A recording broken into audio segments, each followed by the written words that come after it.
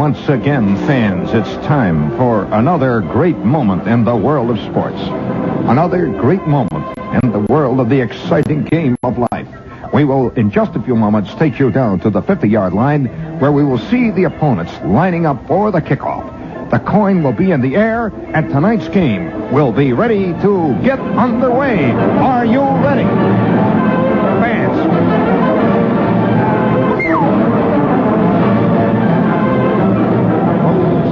Idiots. Hey, I want a little of that stuff in there. What do you got? That's all right.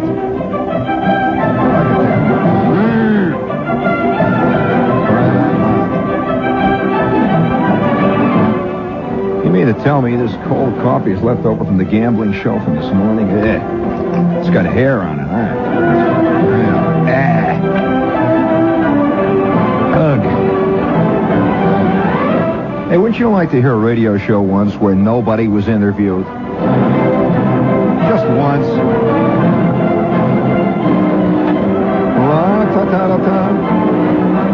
Oh, right, sometimes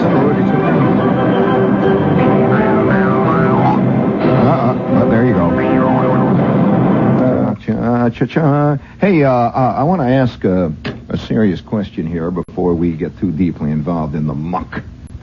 The mire, the quicksand of the big game for tonight. How many of you saw that television show on Sunday here not too long ago? The great wide world of sport, whoopies type thing. You know, where all these guys are standing around with these blazers and these Swedish and these Swiss-looking coats and the big hats with the big things sticking out of the top. You notice that all those guys that do these wide world of sports type shows look exactly alike? They look all a little like Aunt Jenny. Just a little bit like Aunt Jenny, and they also look very much like a group of disenfranchised insurance men. The least likely guy that you can see, that I see standing next to a toboggan run outside a Biarritz someplace, is Bill Cullen with those glasses, you know. Oh, man. But nevertheless, I wonder how many. I'll award you a brass figurine with bronze oak leaf palm if you can tell me what is the name of that sport they were doing. Did you see it, Bob, when these guys were up at the top of the hill there? And they had these they had sleds, you know, and they were going down the hill with the sleds. Did you see that? No, they were just sleds, regular sleds. They went down the hill on a sled, and they had a fancy name for it. They called it something, a Swiss name. Now, I will award the brass figurine with bronze oak leaf palm if you can tell me the name that kids actually call that sport.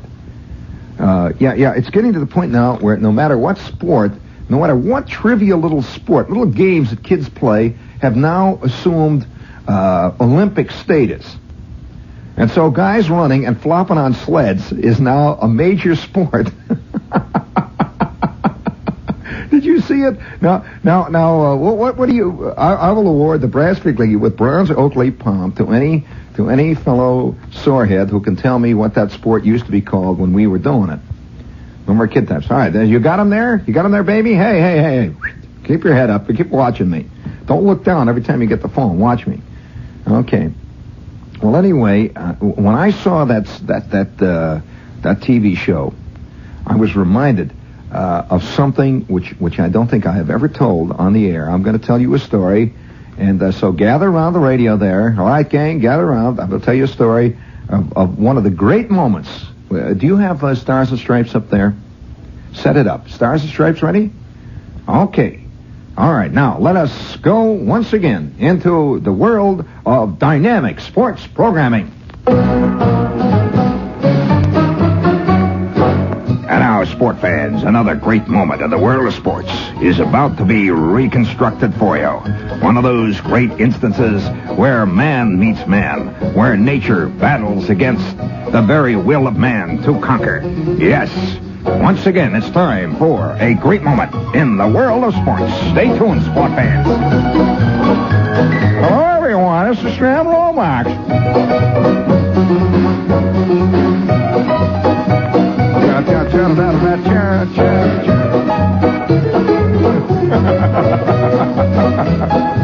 All right. I've often held this theory, which is not a very it's not a very popular one, and it is that guys who come from cold climates rarely are hung up with winter sports. Winter sports, if I may excuse the expression, leave them cold. No, they really do. It's people who live in nice genteel places like New York and Boston. No, these are genteel places. Believe me, if you don't think so, you've never been to LaPorte, Indiana, honey. I'm sorry. It's funny how everybody thinks where he lives is the worst. He's just never been to Hegwish, Illinois. That's all.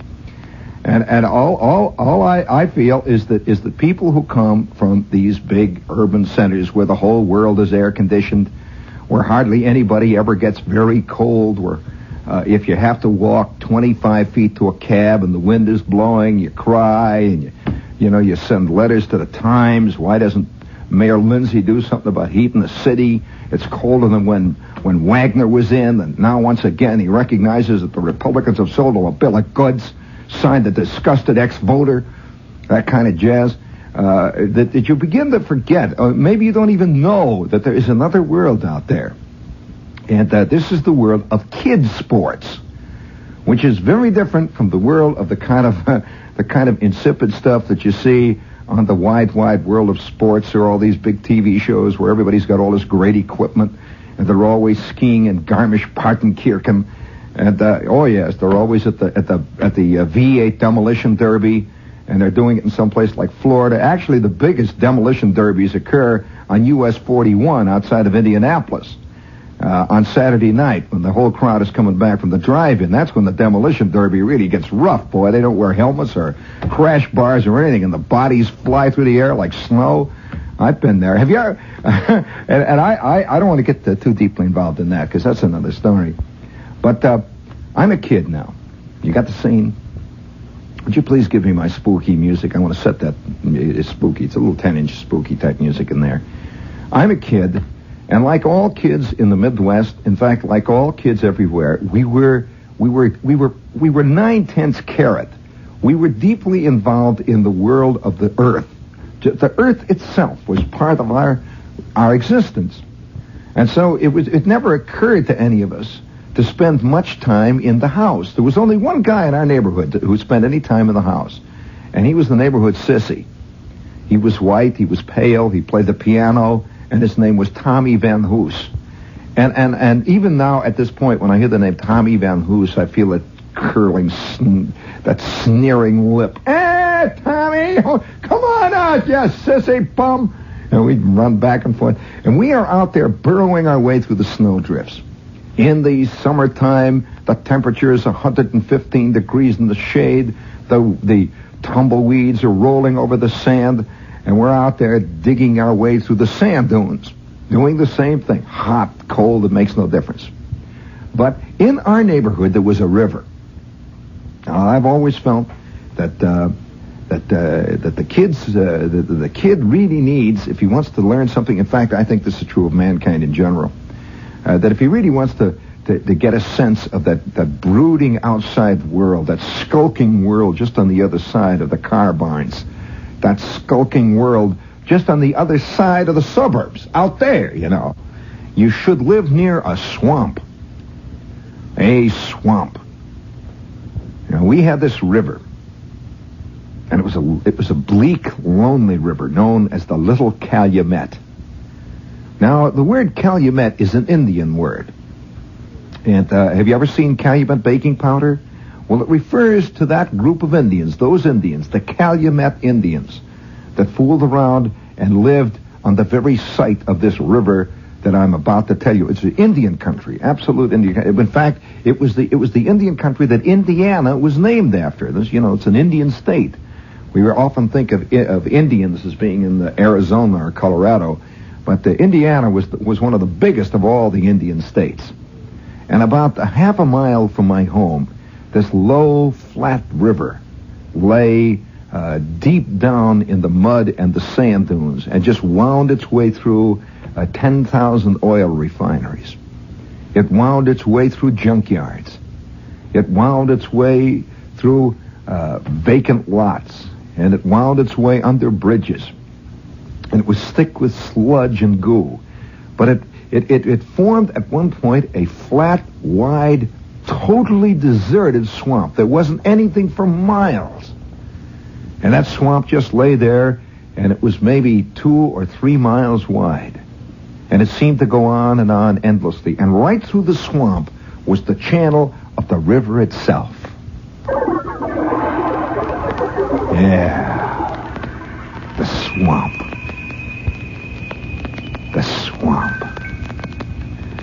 The bottom of the swamp seemed to be endless. Mud. Sludge.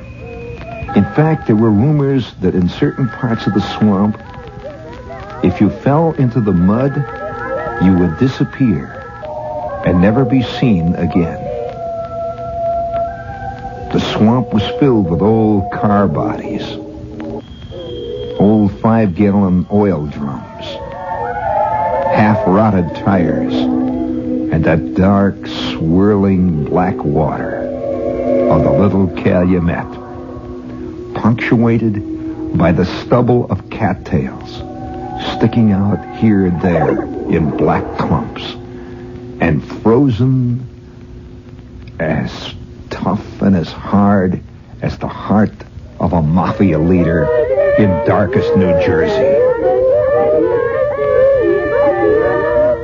Frozen for miles on end, the gray land would lay there, with the heavy, dark clouds of the steel smoke, the oil refinery, the blast furnace swirling over it.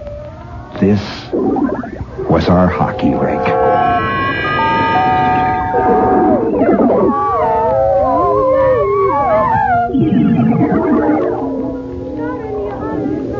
And every night after school, Schwartz and Flick and Brunner, myself and Martin and about 5 other kids would get out on our hockey skates, get on our bicycles, and we would scoot through the bitter cold air.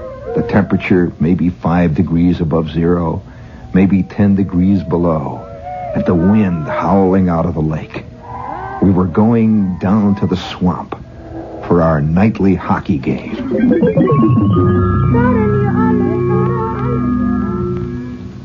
We would arrive and choose up sides, 4 or 5 to a side. And maybe 60 or 70 or 80 yards apart, we would set up our goals. Our goals consisting of sticks that we would pound down into the ice with ball-peen hammers, sticks that were pointed on the end. And there would be the goals. And then we would scratch right across the ice, the center line, and we would be ready to play. Our hockey puck, hard as the Rock of Gibraltar, cold, cutting, with thin edges like a Gillette blue steel razor blade. Each one of us holding his hockey stick.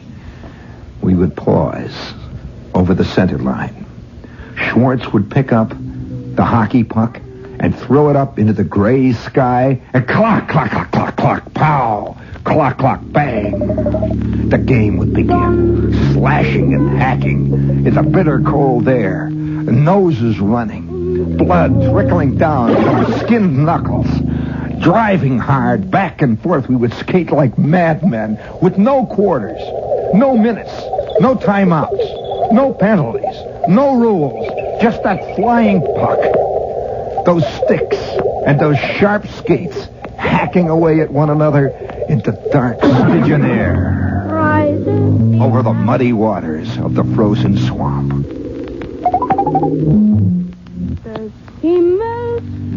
Yes. Yes. Out of those days comes a secret knowledge.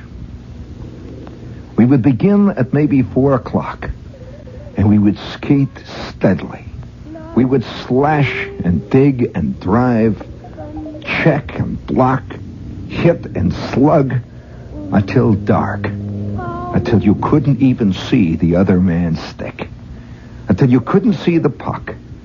And then we would take off our skates, get back on our bicycles, stiff and sore, with great cuts across our cheeks and go riding home in the bitter darkness for supper. I tell that one night. Do you want to hear what happened one night? Yeah, I will never forget it. And that night changed my entire view of winter sports.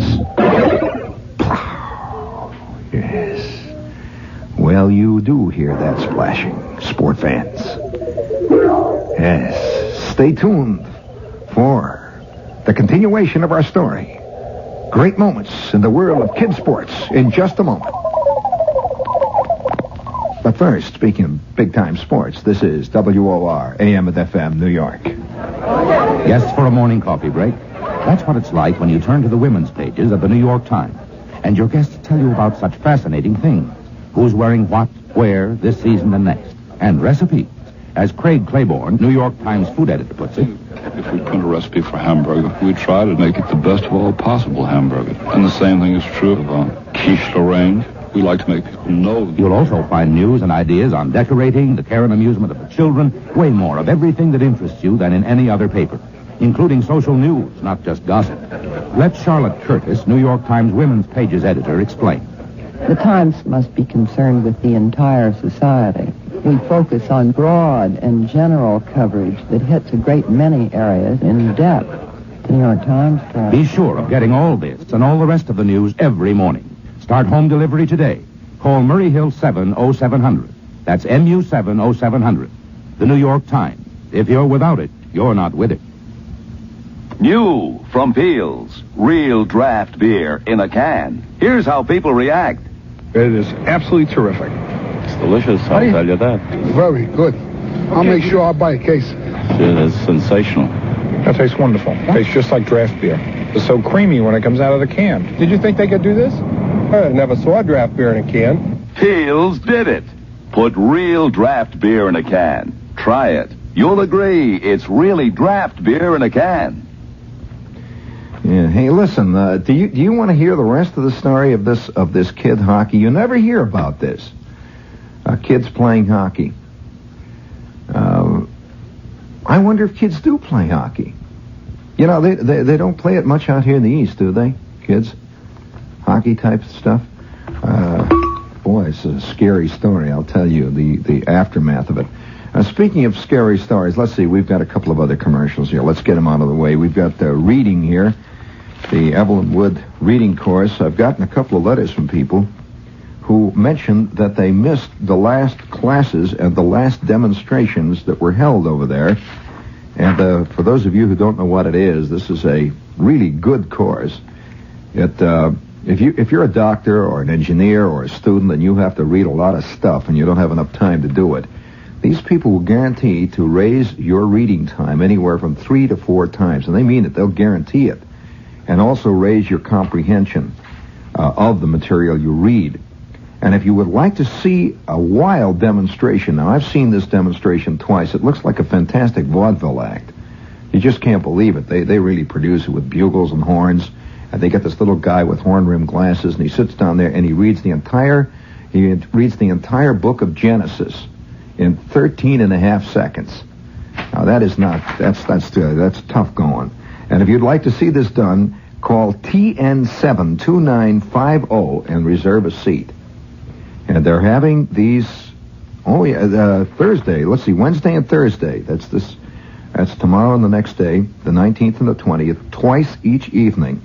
So if you want to attend, call them TN72950 and tell them Uncle Fudd called you. Oh, let's see. Let's see what else we got here. Wilmuth tonight. All right, we have a new sponsor, and these are the people. Oh well, they've got stores all over the area here. I'm sure you've seen them. This is Woolmuth, WOHLMUTH, Woolmuth, custom tailors and shirt makers. And if you're a guy who likes your stuff to fit, and you can't afford to pay for real top-flight tailoring stuff, these are custom tailors, and they have over 1,500 fabrics and so on down there. And if you're in college, boy, man, this is the place to buy really fine clothing at unbelievable prices.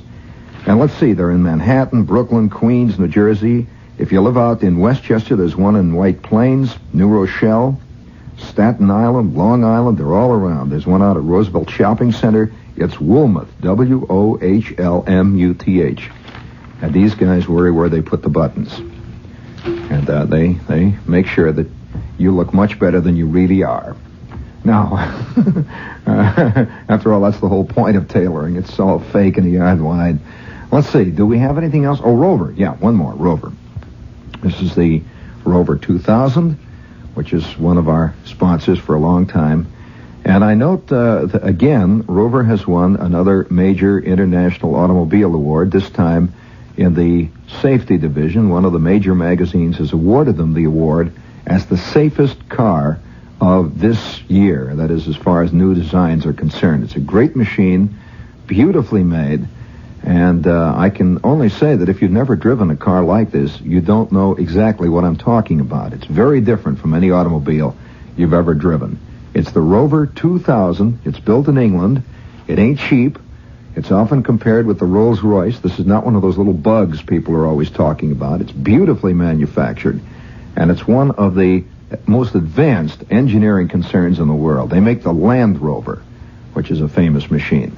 If you'd like pictures of it, send your name and address to Rover, WOR 1440 Broadway, New York, New York.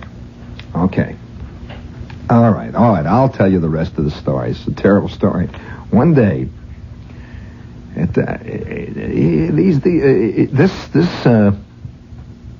I've always had a predilection after this moment against winter sports. I'll have to admit to you, whenever I hear these clucks on the air with their big skiing reports tonight and all that, I always vaguely remember this night.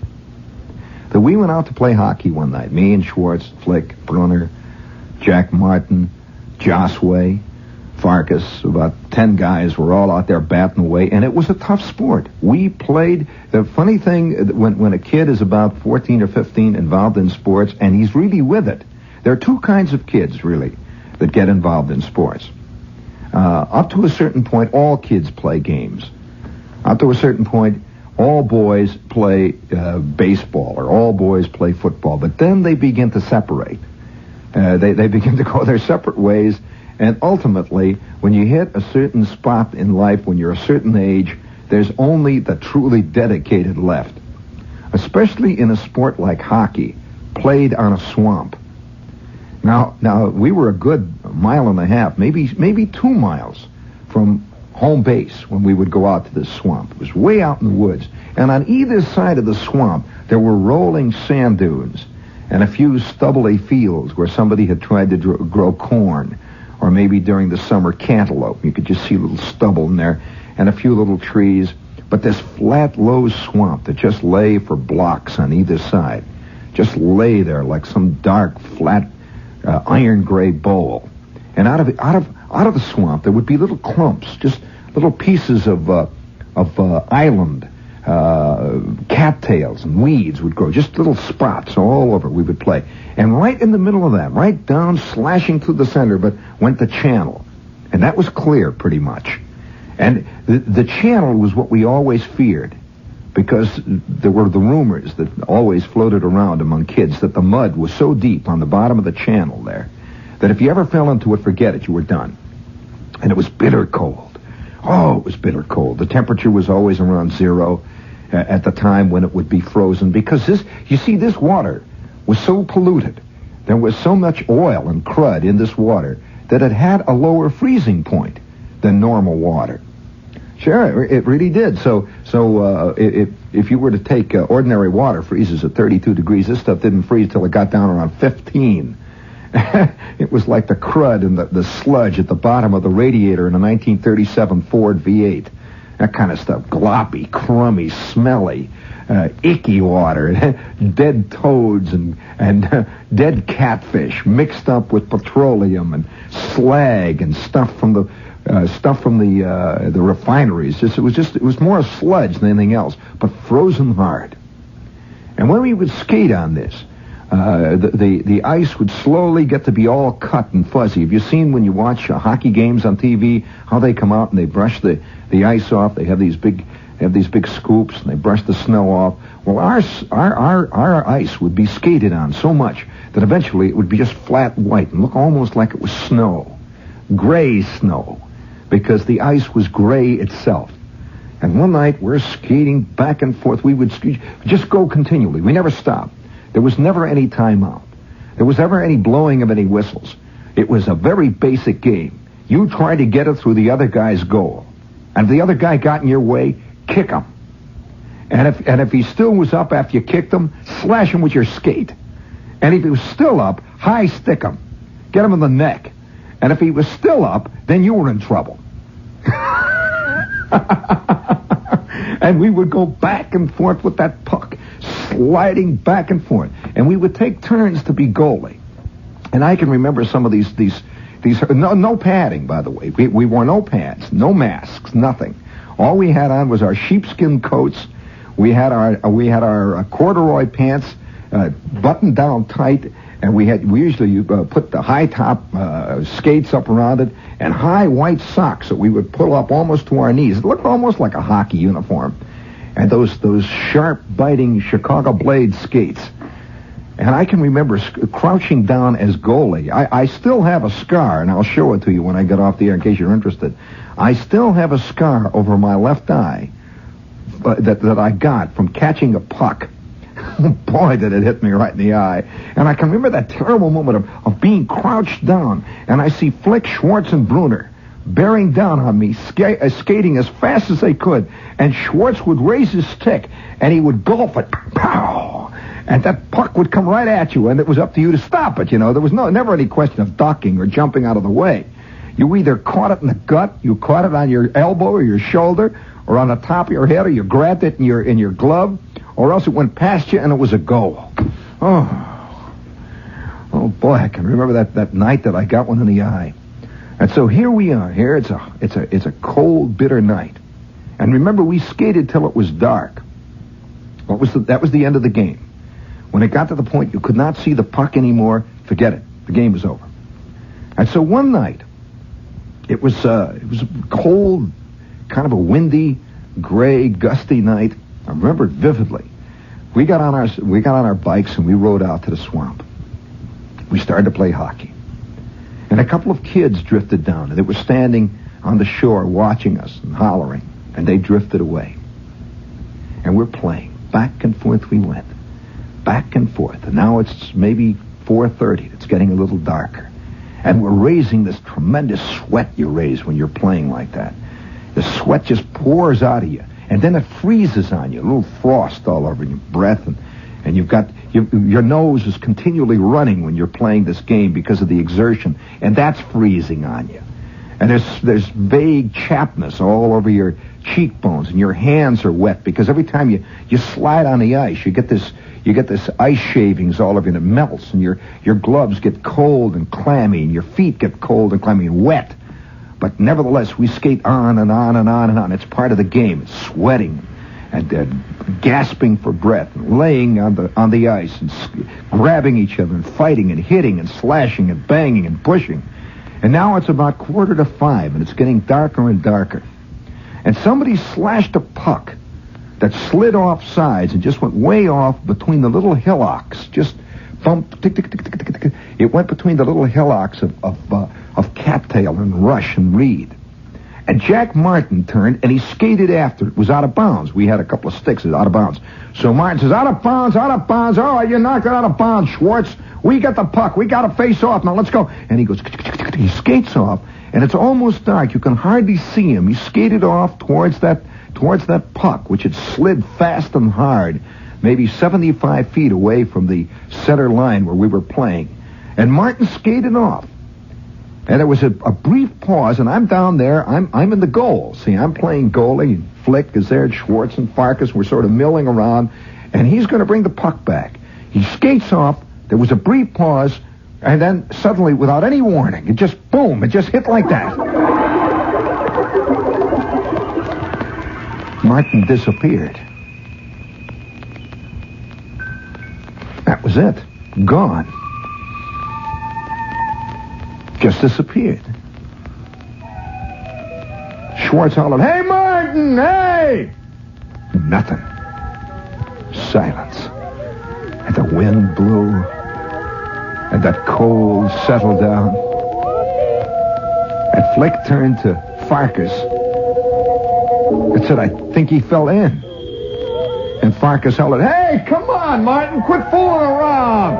You're not kidding us, boy." Silence. Martin had disappeared. Well, Schwartz started to skate over, and he turned and called back to us, "He fell in the water!" And there it was. As we drifted over, you could see this big, black, steel gray hole just laying there, like a big coin on the ice. Somehow, the ice had just caved right in under Martin, and Martin was gone. Nothing but water. Sludgy, black, cruddy, crummy, rotten water. And Schwartz started to get hysterical instantly. You know, you don't often see kids get hysterical. Not kids that are this type of kid anyway. We never did. And Schwartz suddenly says, "Hey, Martin, Martin!" He's yelling, "Hey, Martin, Martin!" Schwartz goes down on his knees and starts to crawl up to the hole, carrying his hockey stick, which he's poking towards the water. And you can see something there. There's a roiling in the water, and suddenly the ice, and in goes Schwartz. Oh. What the heck? And Schwartz is hollering. He hit that water, and the instant that ice gave away, you could just feel it. This fantastic wave of fear and shock just rolled out. And Schwartz, in he goes. Well, Farkas is now laying flat on the ice, and he's scrunching backwards. And all around us, you can hear,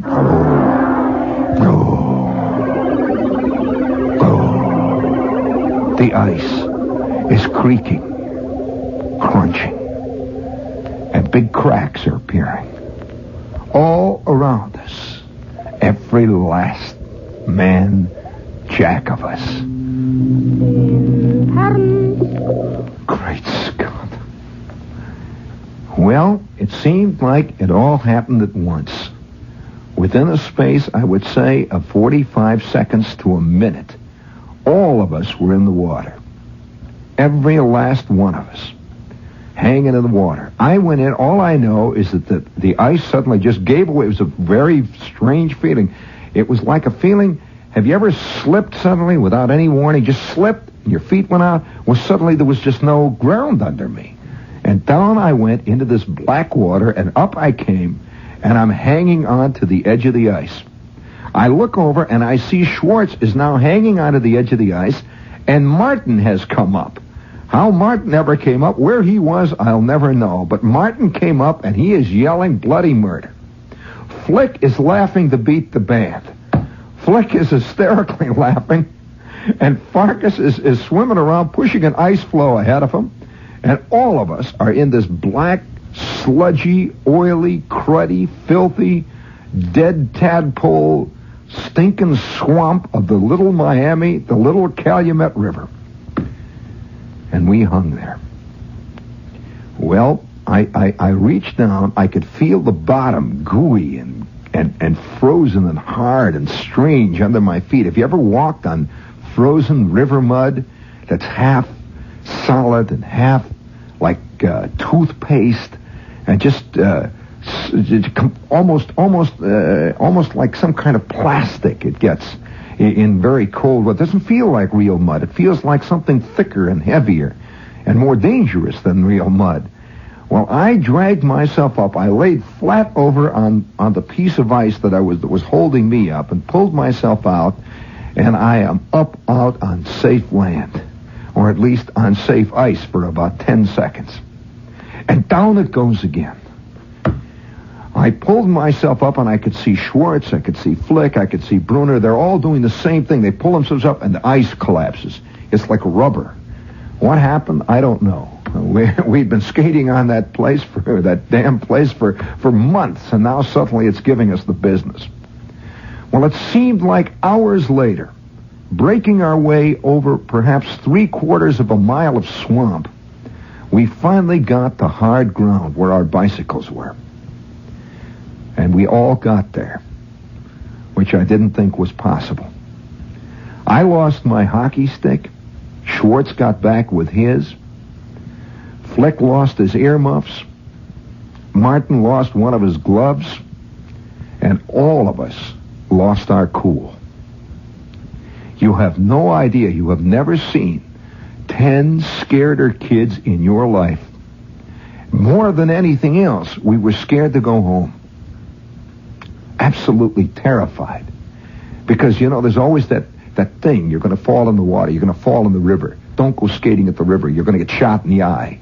Don't go out too far. The undertow is going to get you. The old standard mother things. Don't swim right after you eat. All that stuff. And all of us had been in that water, and I was covered with mud and oil and crud, and we began to freeze. Oh, boy. I'll never forget that. I'll never forget the feeling of those frozen knickers, those corduroy knickers, and that terrible sense of something creeping up on you. Some kind of pneumonia, some kind of fright, some kind of scare. And looking out over the river, you could just see that black, great open space of unfrozen water where our hockey game had been played. Well, we were sitting on this muddy bank that was frozen, and around us were these few broken down, busted willow trees, no leaves, just thin, high whips of branches, and a few busted down, old, tired cattails. And we crouched down on the bank. Well, Schwartz had, I think it was a paper or something on his bicycle, all wrapped up and rolled with a strap around it, and he takes the paper off, and we lit it. Somebody had a match. Somebody had some matches that would light, and we lit this thing, and all of us crouched around this burning paper, feeding it cattails, trying to thaw out. And the wind was coming up. It was getting colder and colder. It was almost totally dark now. And we sat down there in that mud and had our hands over that burning fire. We just sat down there.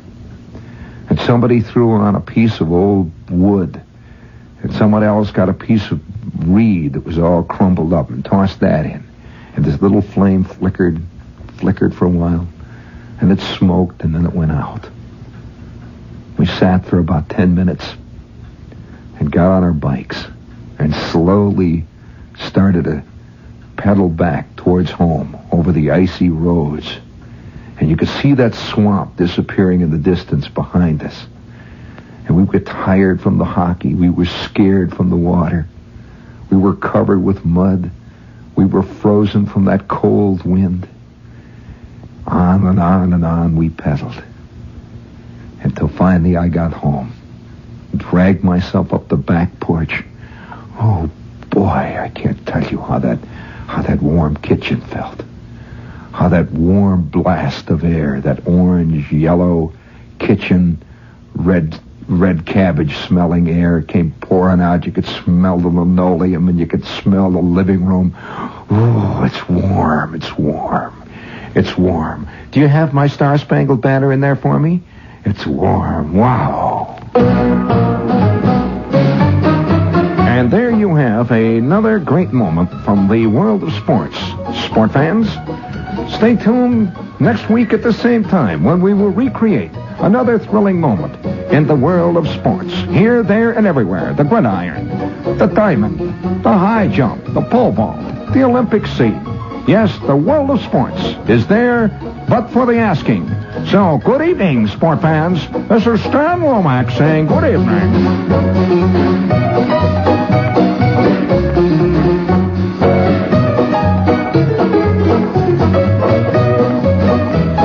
Oh, yeah. Well, there's one other thing. Now, get my scary music. I will tell you one other story about my experience with winter sports and why I still itch a little bit around the ankles. Of course, you realize that as a hockey player, I have ankles made out of wet noodles. But the kind of skating we did as playing hockey, well, that's not exactly true. I can remember taking those old hockey skates and slamming them down and tightening them so tight with these hard ankle the hard ankle leathers they have that come up high in the hockey skates, tightening them so tight that you just couldn't feel your feet. And I remember running across the ice. We'd run on the ice. You go, and you'd launch yourself head first into Schwartz, who's trying to score a goal. You'd go bang, down you'd both go, and your skates fly, and the puck slithers past, and up you go.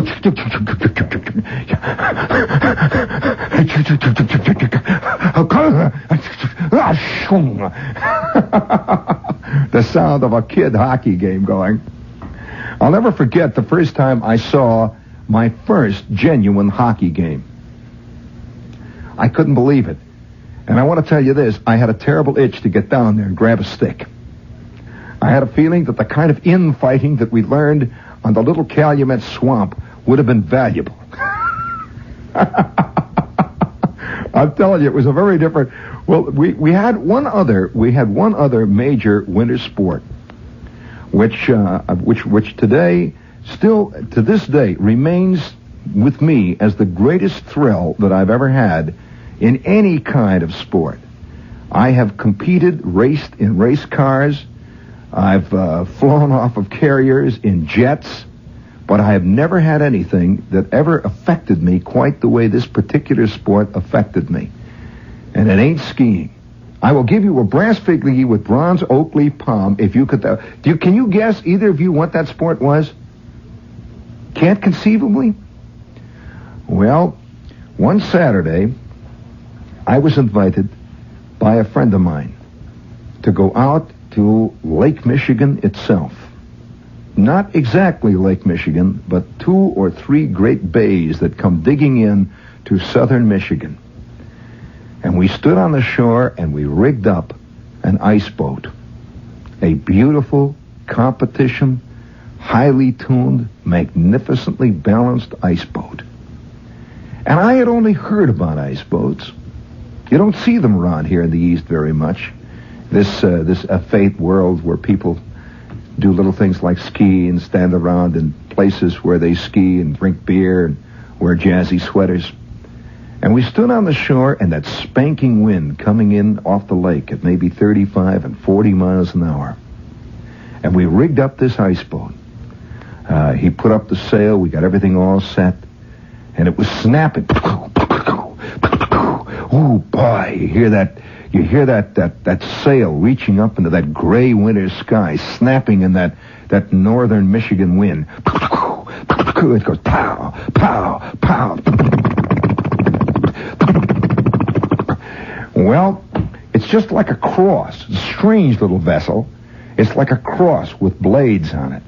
With thin, it's like a spider, some kind of a skeleton. It doesn't look like anything real that should go. And it seemed like a second and a half later, I am laying out on one of the arms of the cross. And over on the other side is Howie on the other arm of the cross. And the only instruction I had was hang on, lay low, and don't chicken. And we started to move. Faster and faster and faster and faster. So fast that it defies imagination. Until finally we must have gone maybe 85, 90, close to 100 miles an hour across that ice with that fantastic, hard, biting, swooping, moving, bitter cold Michigan wind driving us over that smooth ice of the lake.